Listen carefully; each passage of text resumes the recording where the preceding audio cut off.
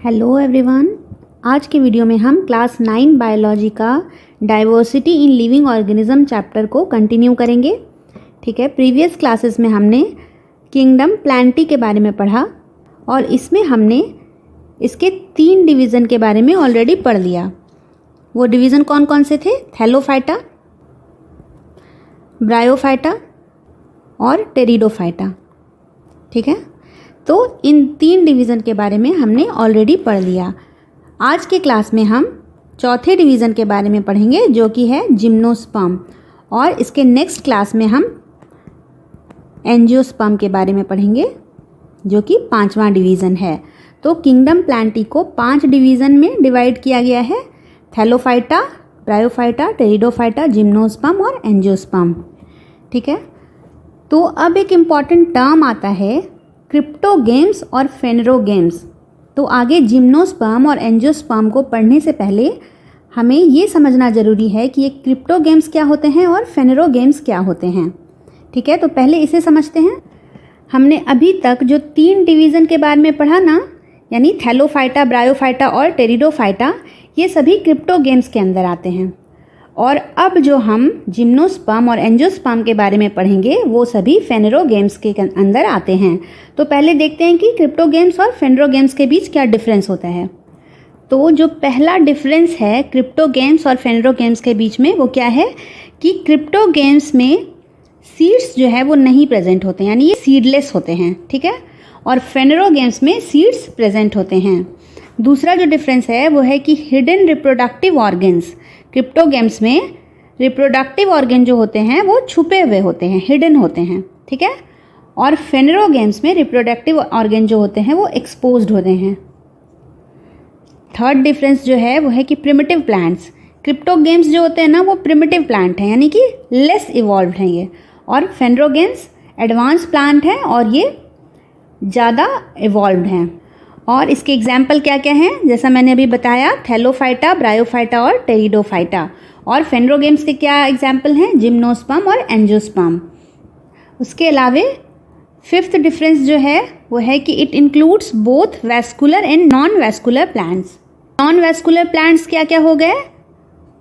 Thallophyta और bryophyta. और vascular plants में क्या आ गए? टेरिडोफाइटा। तो इसमें वैस्कुलर प्लांट्स भी होंगे और नॉन वैस्कुलर प्लांट्स भी होंगे। ठीक है, लेकिन फेनेरोगेम्स में सिर्फ और सिर्फ वैस्कुलर प्लांट्स पाए जाएंगे। क्रिप्टोगेम्स में ना एक्सटर्नल वाटर जरूरी होता है फर्टिलाइजेशन के लिए। हमने देखा था कि थैलोफाइटा, ब्रायोफाइटा और टेरिडोफाइटा जनरली मॉइस्ट प्लेस में पाए जाते हैं। कुछ तो एक्वेटिक होते हैं और कुछ एक्वेटिक नहीं भी होते हैं, तो वो डैम्प या फिर शैडी प्लेस में, मॉइस्ट प्लेस में पाए जाते हैं। ठीक है, तो इसमें ऐसा क्यों होता है? क्योंकि इन्हें एक्सटर्नल वाटर की ज़रूरत होती है फर्टिलाइजेशन के लिए।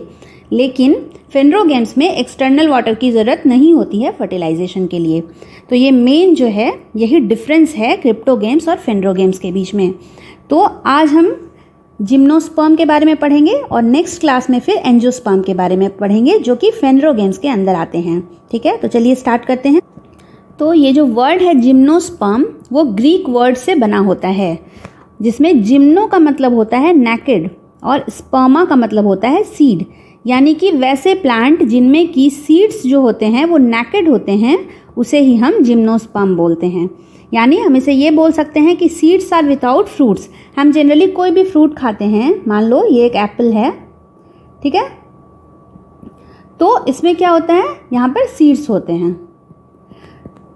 और ये क्या है? पल्प है एप्पल का। तो ये जो सीड होते हैं ये प्रोटेक्टेड होते हैं इससे, ये फ्रूट से।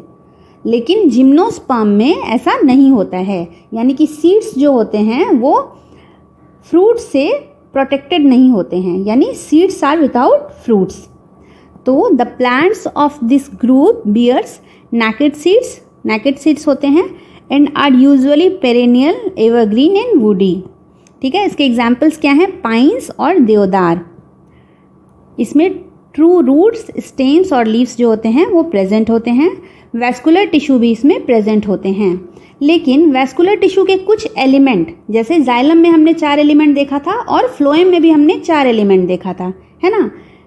तो जिम्नोस्पर्म में क्या होता है?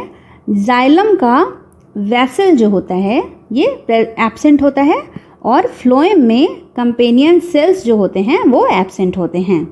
ठीक है, बाकी 3 एलिमेंट जो होते हैं जाइलम और फ्लोएम के इसमें प्रेजेंट होते हैं, बस जाइलम का वेसल इसमें नहीं होगा और फ्लोएम का कंपेनियन सेल इसमें नहीं पाया जाएगा। ठीक है, तो यहाँ पर कुछ डायग्राम्स हैं, जैसे कि ये पाइन्स है। हिली प्लेसेस में आपने ऐसे ट्रीज़ को देखा होगा, ये देवदार है, ये सब सभी हिली प्लेसेस में पाए जाते हैं। ठीक है, उसके अलावा ये साइकस है, ये कई बार आपने बहुत सारे गार्डन्स में देखा होगा, और इसके सीड्स जो है ना ये ऐसे होते हैं, ये डायरेक्ट सीड है। ठीक है, ये ऐसे ऐसे, ये डायरेक्ट सीड है, ये कोई भी फ्रूट से कवर्ड नहीं है। ठीक है, तो आज के क्लास में हमने क्या क्या देखा? हमने देखा कि क्रिप्टोगेम्स किसे कहते हैं और फेनेरोगेम्स किसे कहते हैं। क्रिप्टोगेम्स वैसे प्लांट हो गए जो कि सीडलेस हैं, और फेनेरोगेम्स वैसे प्लांट हो गए जिनमें कि सीड्स प्रेजेंट होते हैं। ठीक है, फिर हमने जिम्नोस्पर्म के बारे में पढ़ा। जिम्नोस्पर्म का मतलब क्या हो गया? जिम्नो मतलब नेकेड और स्पर्मा मतलब सीड्स, यानी वैसे प्लांट जिनमें कि नेकेड सीड्स पाए जाते हैं उसे हमने जिम्नोस्पर्म कहा। ठीक है, और इसका मेन कैरेक्टरिस्टिक क्या क्या है कि जिम्नोस्पर्म के सीड्स जो होते हैं वो विदाउट फ्रूट्स होते हैं। इसमें प्लांट जो होते हैं वो नेकेड सीड बियर करते हैं और यूजुअली पेरेनियल होते हैं, एवरग्रीन होते हैं और वुडी होते हैं। इसका एग्जाम्पल हमने क्या क्या देखा? पाइन्स और देवदार।